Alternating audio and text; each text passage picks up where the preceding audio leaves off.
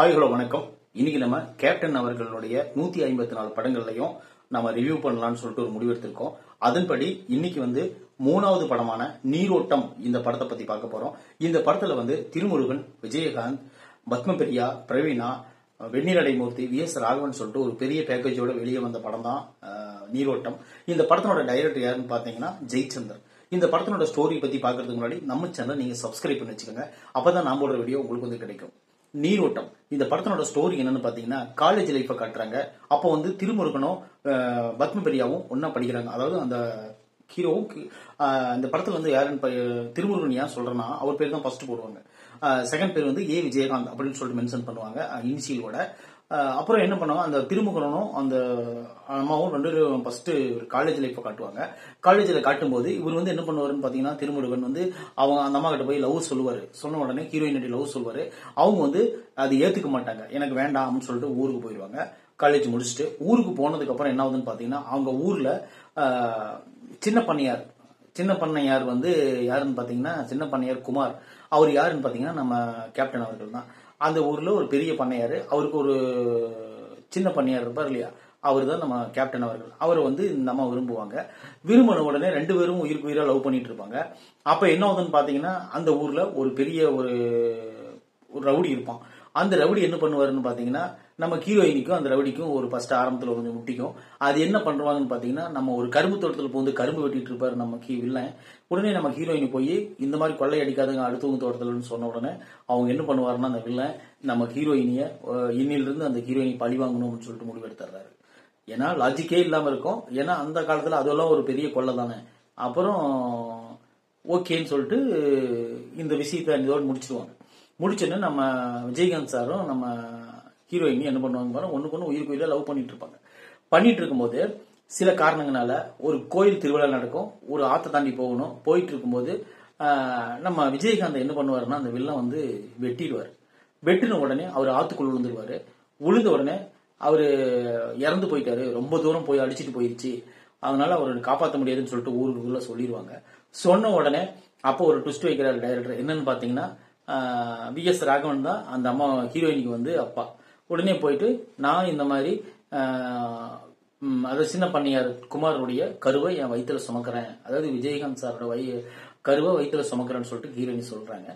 சொன்ன உடனே அதிர்ச்சி அவரை நம்ம வி.எஸ். ராகவன் என்ன பண்றாருன்னு பாத்தீங்கன்னா சரி குழந்தைய பெத்தெடுத்துக்கோ, எப்படினாலும் நீ உனக்கு கல்யாணம் பண்ணியிருந்தா கண்டிப்பா நீ ஒரு குழந்தை பெற்றிருப்பில்ல அப்படின்னு சொல்லி சமாதானமா பண்ணிடுறாங்க. பண்ணதுக்கு பிறகு குழந்தை ஒரு ஆண் குழந்தை பிறகுறாங்க. பிறந்த உடனே இவங்க வேலை இல்லாம கஷ்டப்படுறாங்க ஹீரோயினி. உடனே ஒரு கம்பெனிக்கு வேலைக்கு போறாங்க. அங்க யாருன்னு பாத்தீங்கன்னா காலேஜ் டேஸ்ல லவ் சொன்னா அந்த திருமுருகன் தான் அங்க அந்த கம்பெனிக்கு மேனேஜிங் டைரக்டரா இருப்பாரு. அவர் என்ன பண்ணுவாருன்னு பாத்தீங்கன்னா இந்த அம்மாவுக்கு ஹீரோயினுக்கு வேலை கொடுத்துருவாரு. வேலை கொடுத்த உடனே இந்த அம்மாவும் சந்தோஷமான லைஃப் லீட் பண்ணிட்டு இருப்பாங்க.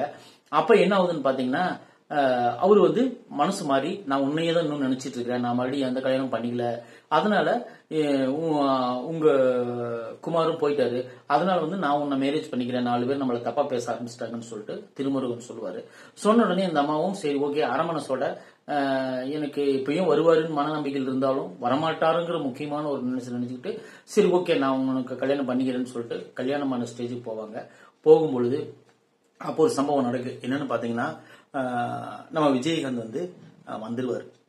வந்த உடனே ஒரு லாரியில குறுக்க போயிட்டு இருக்கும்போது லாரியில் அடிச்சிருவாரு. பார்த்தா அவரு தான் மண்டியில் அடிபட்டோடனே பழைய நினைவுகள் எல்லாம் மறந்துடுவாரு. மண்டியில் அடிபட்டோடனே மீண்டும் நினைவுகள் வந்துடும். வந்த உடனே அப்பதான் யாரு இங்க இருக்காங்கன்னு அவருக்கு தெரியும். அப்புறமேல தான் சொல்லுவாரு, நான் இந்த மாதிரி அவன் வெட்டின உடனே ஒரு கரையில ஒதுங்கின உடனே ஒரு ஊர் மக்கள் கூட்டிட்டு போய் என்னை இந்த அளவுக்கு சுயநினைவு இல்லாம இத்தனை இருந்தேன், அதனால நான் இப்ப சுயநினைவு லாரி அடிச்சாலும் சுயநினைவு வந்துருச்சு, என்னுடைய காதலி எங்கன்னு சொல்லி கேட்கும்போது அப்போ உன்னோட காதலிக்கு இன்னைக்கு கல்யாணம் போய் பார்க்கலாமான்னு சொல்லி போகும்போது வெட்டினா பாத்தீங்கன்னா அந்த ரவுடி இருப்பாரு. அவரை பிடிச்சி தவதவன்னு துவச்சு போலீஸ்ல ஒப்படைச்சிட்டு அதுக்கப்புறம் ஓடி போய் அங்க பாப்பாரு. பார்க்கும்போது தான் அந்த காதலி தன்னோட குழந்தையோட அப்பா வந்துட்டாரு, அதாவது விஜயகாந்த் வந்துட்டாரு அப்படின்னு சொல்லி தெரிஞ்சுக்கிட்டு அந்த காதலி கல்யாணத்தை நிறுத்திட்டு நம்ம விஜயகாந்த் சாரை தேடி ஓடி வருங்க. ஓடி வந்த உடனே திருமுருகன் என்ன பண்ணுவாருன்னு பாத்தீங்கன்னா இந்த கரம் ரெண்டும் ஒண்ணு சேரணும், இந்த நீரோடை எந்த இடத்துல போனாலும் ஒரே ஒரு லைன் கோட் எல்லாம் போயிட்டு இருக்கோம், ஏன்னா அது போற இடம் அதுக்கு தெரியும், நான் யாரு தடுத்தாலும் அதை நிக்காது அப்படின்னு சொல்லிட்டு அந்த 2 பேர்த்தையும் சேர்த்து வச்சுட்டு நம்ம திருமுருகன் போயிடுவார். இவங்க 2 பேரும் சந்தோஷமா சேர்ந்து அந்த குழந்தையோட வாழ்வாங்க. இதுதான் இந்த நீரோட்டம் படத்தினுடைய ஸ்டோரி.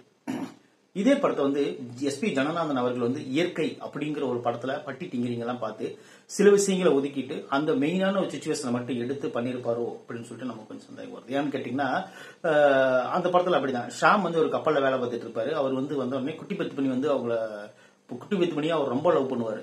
பண்ண உடனே குட்டி பத்து பண்ணி ஆல்ரெடி கப்பல்ல கேப்டனா இருக்கக்கூடிய அருண் விஜய் வந்து லவ் பண்ணிருப்பாங்க. அருண் விஜய் வந்து போய் ரொம்ப வருஷம் ஆயிடுச்சு, வரவே மாட்டாரு. இவர் இனிமேல் வரவே மாட்டாரு அப்படின்னு நினைச்சிட்டு ஷாம லவ் பண்ணலாம் அப்படின்னு நினைச்சிட்டு ஒரு எய்ம் வரும்போது கரெக்டா வந்து நிப்பாரு. நின்ன உடனே எல்லாத்துக்கும் ஷாக் ஆகும். அப்படியே நம்ம ஆடியன்ஸ் எல்லாம் ஷாக் ஆயிடும். ஷாக் ஆன உடனே நம்ம கூட நினைப்போம் கமல் ஷாமியை கல்யாணம் பண்ணிக்கலாமே, இவரே குறைக்கு வந்தாருன்னு நினைப்போம். ஆனா ஷாம் வந்து உங்களுக்கு பழைய ஆள் வந்துட்டாரு, அதனால என்ன மன்னிச்சிருங்க நான் போயிட்டேன்னு சொல்லிட்டு போயிடுவார். இதுதான் அந்த படத்துல நடக்காது. சேம் கதை தான் இதோ. இது வந்து அந்த காலத்துல அந்த மாதிரி எடுக்கப்பட்டதுனால நம்ம நீரோட்டம் படத்தை வந்து ஒரு டைம் பார்த்து நீங்க என்ஜாய் பண்ணலாம். அதுக்கு உண்டான ஒருத்தான படம் தான் அது. நம்ம கேப்டனுக்கோசரம் கண்டிப்பா நீங்க பாருங்க, உங்களுக்கும் கொஞ்சம் என்ஜாய்மெண்டா இருக்கும். நீரோட்டம் படம் வந்து நம்ம கேப்டன் நடிச்ச 3வது படம். நாளைக்கு வந்து நம்ம வந்து கேப்டன் நடிச்ச 4வது படமான தூரத்து இடி முழக்கம் இந்த படத்தை பத்தி பார்ப்போம். இந்த ரிவ்யூ பிடிச்சிருச்சுன்னா நம்ம சேனல் நீங்க சப்ஸ்கிரைப் பண்ணி வச்சுக்கோங்க. மறக்காம நம்ம சேனலுக்கு நீங்க சப்போர்ட் பண்ணுங்க. விஜயகாந்த் வீடியோக்கள் தொடர்ந்து வந்துகிட்டே இருக்கும். தேங்க்யூ.